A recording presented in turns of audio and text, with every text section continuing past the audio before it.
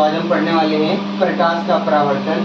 इसको अंग्रेजी में बोलते हैं रिफ्लेक्शन ऑफ लाइट। ठीक है, तो हम जो है प्रकाश का परावर्तन होने के लिए हम जो है एक दर्पण यूज करते हैं ना। दर्पण कौन सा होता है आपका?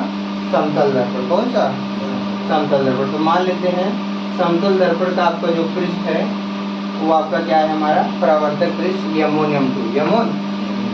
ठीक है, और इस पर आपका एक बिंदु हमारा क्या है, जिसको हम बोलते हैं आपतन बिंदु। इसको हम लिखते हैं किससे? P से। किससे लिखते हैं?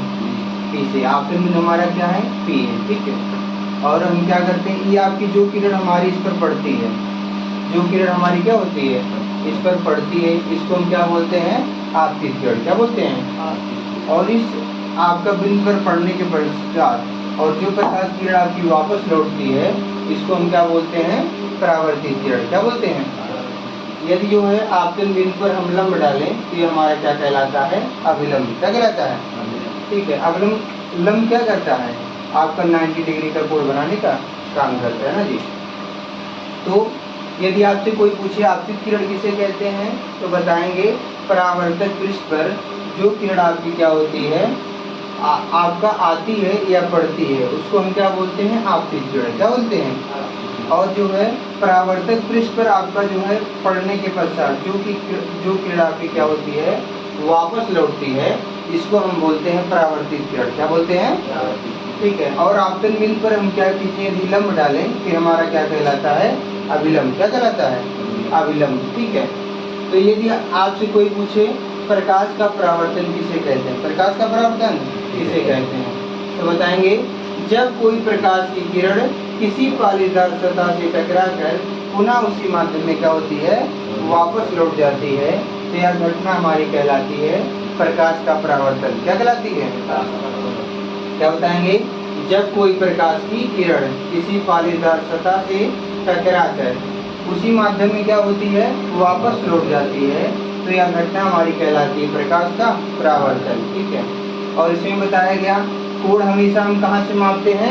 अभिलंब से। कहाँ से मापते हैं? अभिलंब और आपतित किरण के बीच का कोण हमारा कहलाता है आपतन कोण। ठीक है, आपतित किरण को इसको हम अंग्रेजी में बोलते हैं इंसिडेंट रे। क्या बोलते हैं? ठीक है, तो बोलेंगे अभिलंब और आपतित किरण के बीच का कोण हमारा क्या कहलाता है? आपतन कोण।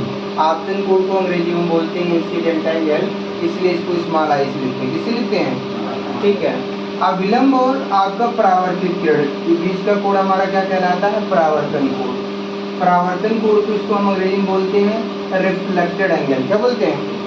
इसलिए जो इसको स्मॉल आर से लिखते हैं। किससे लिखते हैं? स्मॉल आर से। ठीक है, यदि आपसे कोई पूछे परावर्तन कोण किसे कहते हैं, तो बताएंगे अभिलंब और परावर्तित किरण के बीच बना कोण हमारा क्या कहलाता है? परावर्तन कोण। यदि कोई पूछे आपतन कोण किसे कहते हैं, तो बताएंगे अभिलंब और आपतित किरण के बीच बना कोण हमारा क्या कहलाता है? आपतन कोण। ठीक है, अब प्रकाश के परावर्तन के दो नियम होते हैं। कितने नियम होते हैं? पहला नियम कहता है आपतित किरण परावर्तित किरण एवं आपतन बिंदु पर खींचा गया अभिलंब, खींचा गया, तीनों एक ही तल में होता है। और इसका दूसरा नियम कहता है आपतन कोण परावर्तन कोण के सदैव क्या होता है? बराबर, यानी कि आपका कोण आई बराबर किससे होता है?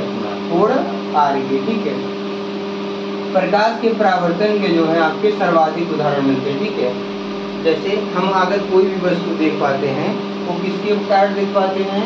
तो प्रकाश के परावर्तन के कारण, प्रकाश के परावर्तन के कारण ही। ठीक है, पहले क्या होता है? प्रकाश जो होता है हम जिस वस्तु को देखते हैं उस पर पड़ता है, तत्पश्चात हमारी आंखों पर पड़ता है। ठीक है, तो उसके बाद हमें पता चलता क्या है आपकी जो है वह वस्तु किस रंग की है। ठीक है, जैसे हरे रंग की है, लाल रंग की। ठीक है, वह जैसे अगर मान लीजिए आप पेड़ की पत्ती देख रहे हैं ना, तो हरे रंग की रहेगी स्पेशली ना जी, तो आपका क्या होगा? तो पहले सूर्य का प्रकाश उस पर पड़ेगा, तत्पश्चात हमारी आंखों पर आएगा ना, तो हरा रंग हमारी आंख पर पड़ेगा तो हमें दिखाई दे क्या है? पत्ती जो आपका किस रंग की है? हरे रंग की है। ठीक है, समझ कि नहीं? और आपको बताया गया इसमें आपका जो होता है बताया गया ना आपतन कोण परावर्तन कोण की क्या होता है? बराबर ना। यदि हम मान लें आपतन कोण हमारा कितना है, यदि आपका आपतन कोण मान लें हम 30 अंश है, क्या है? 30 अंश, तो हमारा परावर्तन कोण भी क्या होगा? 30 अंश होगा। ठीक है, तो इसमें आपका क्वेश्चन कैसे बनता है, तो आप जब बोलेगा ठीक है, अविलंब और आपतित किरण के बीच का कोण बना कोण यदि हमारा 30 अंश है, तो जो है अविलंब और परावर्तित किरण के बीच बना कोण कितने अंश का होगा? तो आप बताएंगे 30 अंश का। कितने अंश का? 30 अंश का। ठीक है, क्यों बताएंगे? परावर्तन के दूसरे नियम से। आप जानते हैं आपतन कोण बराबर किसके होगा? परावर्तन कोण से। अगर यह 30 होगा, ये भी कितना होगा? 30 ही। अगर बोले आपका ये 45 अंश होगा, तो ये भी कितना हो जाएगा? 45। अगर ये 60 अंश होगा, तो ये भी कितना होगा? 60 अंश। ठीक है, और बताया गया ये अगर आपका लंब है तो यहाँ कितने डिग्री का कोण बनेगा आपका? 90 डिग्री। कितने डिग्री का? 90 डिग्री का ना। यदि आपसे कोई पूछे, जो है आपतित किरण और जो है तल, क्या बोले, या परावर्तक पृष्ठ के बीच का कोण यदि जो है हमारा कितना है, मान लीजिए दे देता आपका 60 अंश है। कितना अंश है? 60 अंश है। तो आपका पूछ लेगा आपतन कोण और परावर्तन कोण का मान ज्ञात कीजिए। ठीक है, तो आप जानते हैं, आपको बताया गया अगर ये कोण कितना है? 60 अंश। ये पूरा कोण किसके बराबर होगा? 90 अंश के। तो लिखेंगे 60 अंश प्लस क्या हो जाएगा? कोण आई बराबर किसके आपको हो जाएगा? बराबर आपको हो जाएगा प्लस लिखेंगे क्या? कोण आई बराबर हमारा किसके आएगा? 90 अंश के। तो कोण आई बराबर हमारा क्या हो जाएगा? लिखेंगे 90 अंश, ये प्लस 60 उधर जाएगा तो आपका हो जाएगा माइनस में 60 अंश ना। तो 90 में से 60 घटा के कितना आएगा? 30 अंश। और आप जानते हैं परावर्तन के दूसरे नियम से, क्योंकि आप जानते हैं क्या? कोण आई बराबर किसके होता है? कोण आर के। और कोण आई का मान आपको 30 अंश पता है, तो कोण आर बराबर कितना हो जाएगा आपका? 30 अंश के। कितने होगा?